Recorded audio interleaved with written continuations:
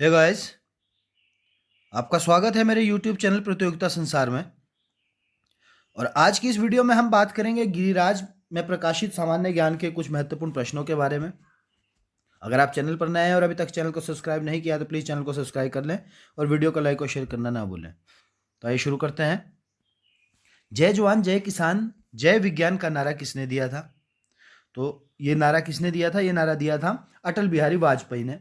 कब दिया था? जब 1998 में पोखरण में परमाणु परीक्षण हुआ था, उसके बाद जो है, जब ये सफल परीक्षण हुआ था, तो उसके बाद अटल बिहारी वाजपेयी ने जय जवान जय किसान और जय विज्ञान का नारा दिया था। जबकि इससे पहले जय जवान और जय किसान का नारा दिया जा चुका था। इसे दिया था लाल बहादुर शास्त्री ने 1965 में।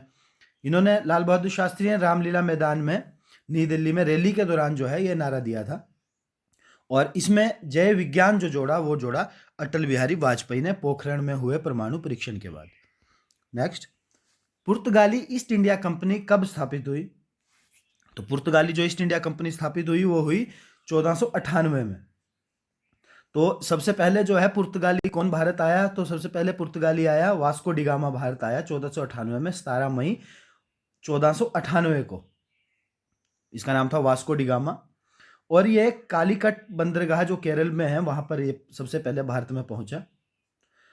इस प्रकार जो पुर्तगाल के बाद आया, उन 1505 में फ्रांसिस्को दी अल्मोडा जो है, ये पहला भारत का पुर्तगाली गवर्नर बनकर भारत आया, फ्रांसिस्को दी अल्मोडा।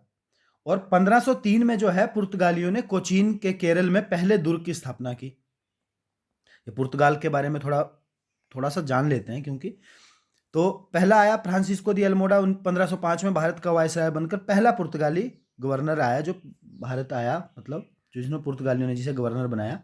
फिर 1503 में कोचीन में केरल में इन्होंने पहले दुर्ग की स्थापना की। और जो भारत में पुर्तगाली साम्राज्य का वास्तविक संस्थापक कहा जाता है, वो कहा जाता है अल्फांसो डी अल्बुकर्क को। अल्फांसो डी अल्बुकर्क को। नेक्स्ट, अंग्रेजी शासन के विरुद्ध महत्वपूर्ण भूमिज विद्रोह किस क्षेत्र में हुआ था?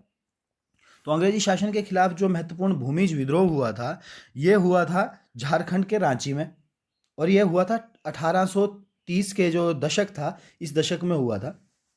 और इसका नेतृत्व किया था गंगा नारायण ने। नेक्स्ट, सुभाष चंद्र बोस को नेताजी की उपाधि किसने दी थी?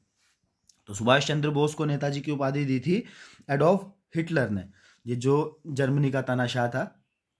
तो क्या हुआ कि 1941 में जब सुभाष चंद्र बोस की थी कोर्ट में पेशी, कहाँ पर? कलकत्ता के कोर्ट में उन्हें पेश होना था। लेकिन सुभाष चंद्र जो नेताजी थे, वो भागकर अंग्रेजों को चकमा देकर जो है वहाँ से इंडिया से जर्मनी चले गए।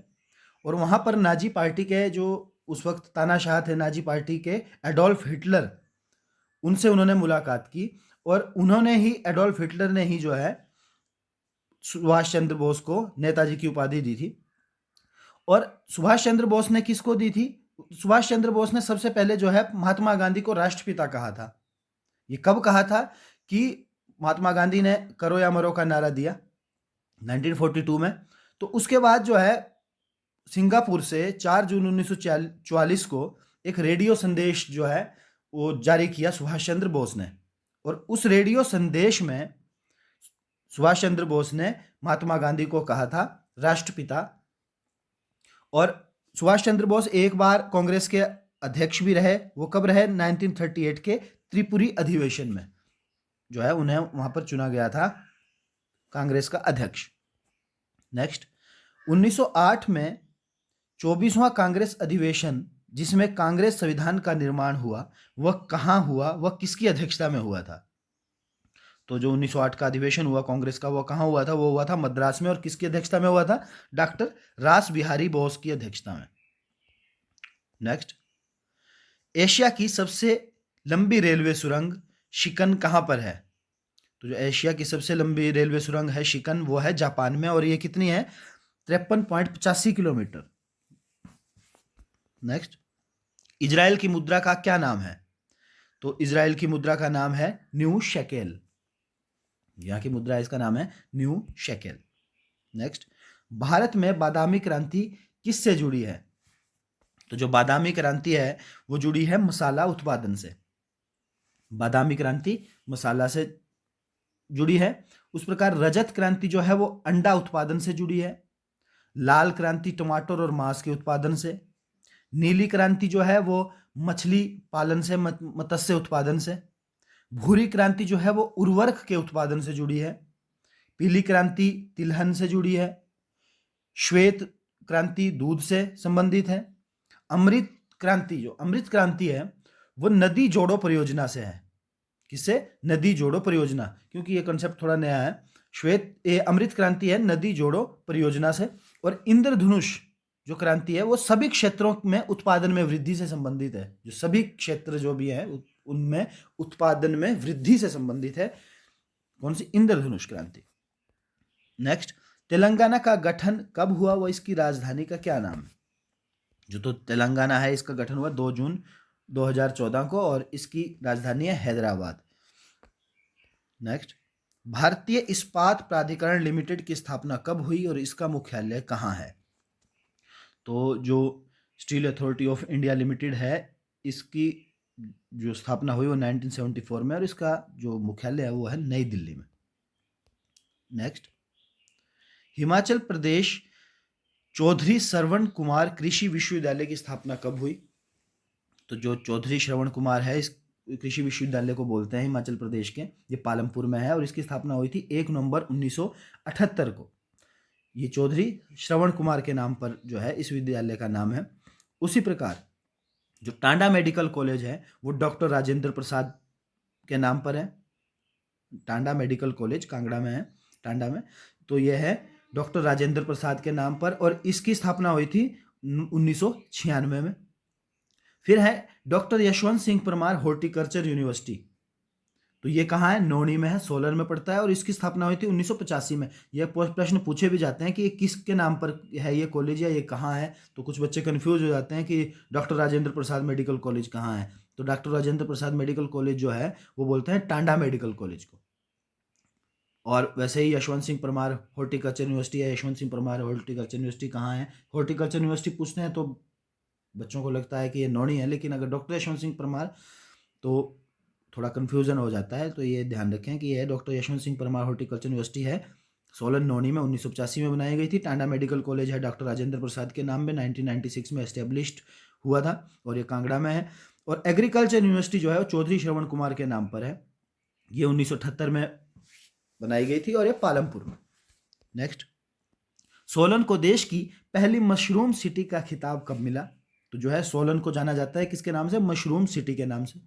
ये भारत की मशरूम सिटी के नाम से फेमस है और इसको मिला था 10 सितंबर 1998 को जो है खिताब मिला था। नेक्स्ट, शिमला हिल स्टेट की सबसे बड़ी और सबसे छोटी रियासत कौन सी थी? तो जो शिमला हिल स्टेट की सबसे बड़ी रियासत थी वो बुशेर थी और सबसे छोटी थी रतेश। जो फाउंडर थे वो बुशेर के थे प्रद्युम्न और रतेश के फाउंडर थे राय सिंह, ब्रदर ऑफ करम प्रकाश। जो राय सिंह थे ये करम प्रकाश जो नाहन सिरमौर के राजा थे उनका भाई ने जो है रतेश रियासत की स्थापना की थी। नेक्स्ट, हिमाचल प्रदेश के प्रथम मुख्य न्यायाधीश कौन थे? तो हिमाचल प्रदेश के प्रथम मुख्य न्यायाधीश थे हमीदुल्ला, न्यायमूर्ति हमीदुल्ला बेग। और ये कब बने थे? जब हाई कोर्ट का गठन हुआ। तो हाई कोर्ट का गठन कब हुआ? ये हुआ था 25 जनवरी 1971 को, जिस दिन हिमाचल ने पूर्ण राज्यत्व प्राप्त किया था। नेक्स्ट, राजा नरोत्तम पाल, शीशपाल, भूपाल किस राज्य से संबंधित है? तो ये हिमाचल के किस राज्य से संबंधित है? कुल्लू से संबंधित है। पाल वंश ने जो है कुल्लू पे शासन किया था और कुल्लू के मतलब जो ये स्थापना की थी कुल्लू राज्य की, ये की थी विहंगम मणिपाल ने।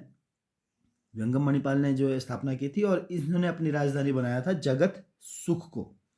तो ये पाल वंश का अंतिम, और जो पाल वंश का अंतिम शासक हुआ वो था कैलाशपाल और इसने 1428 से 1450 तक रहा था। कैलाशपाल अंतिम हुआ और विहंगम मणिपाल प्रथम हुआ। और बाकी ये जो राजा नरोत्तम पाल, शीशपाल, भूपाल जो है ये भी इसी पाल वंश से संबंधित है, कुल्लू के।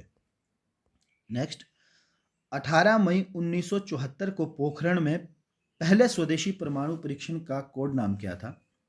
तो जो 1974 में हुआ था परमाणु परीक्षण पोखरण में, ये राजस्थान में है, इसका था स्माइलिंग बुद्धा के नाम से हुआ था। ये आंशिक सफल रहा और पूरी तरह सफल भी नहीं रहा, लेकिन जो है एक भारत ने एक्सपेरिमेंट कर लिया था कि परमाणु के क्षेत्र में छठा देश बन गया था जिसने परमाणु परीक्षण किया था। नेक्स्ट, पोखरण में दूसरे परमाणु परीक्षण का कोड नाम क्या था? तो जो पोखरण में दूसरा परमाणु परीक्षण हुआ वो हुआ 11 और 13 मई 1998 को, और इसका नाम था शक्ति 98। इसके बाद जो है भारत एक परमाणु संपन्न राष्ट्र बन गया था। ये अटल बिहारी वाजपेयी के कार्यकाल के दौरान हुआ था। उस समय वो भारत के प्रधानमंत्री थे। जो पहला हुआ था वो इंदिरा गांधी के टाइम पे हुआ था, लेकिन जो दूसरा हुआ शक्ति 98 ये हुआ अटल बिहारी वाजपेयी के शासन के दौरान, जब वो भारत के प्रधानमंत्री थे। तो आज की वीडियो में इतना ही। उम्मीद करता हूँ आपको ये प्रश्न यूज़फुल होंगे, आपके लिए काम आएंगे, आपने इन्हें ध्यानपूर्वक सुना होगा। अगर आपको मेरे द्वारा बनाई गई वीडियो पसंद आए तो प्लीज़ इसे लाइक और शेयर कर दीजिए। चैनल को सब्सक्राइब करना ना भूलें, और अगर आपको कोई भी मेरे कंटेंट से रिलेटेड या किसी भी प्रकार की कोई सुजेशन आप मुझे देना चाहते हैं तो आप कमेंट बॉक्स में प्लीज़ कमेंट करके मुझे बताएं। Thank you.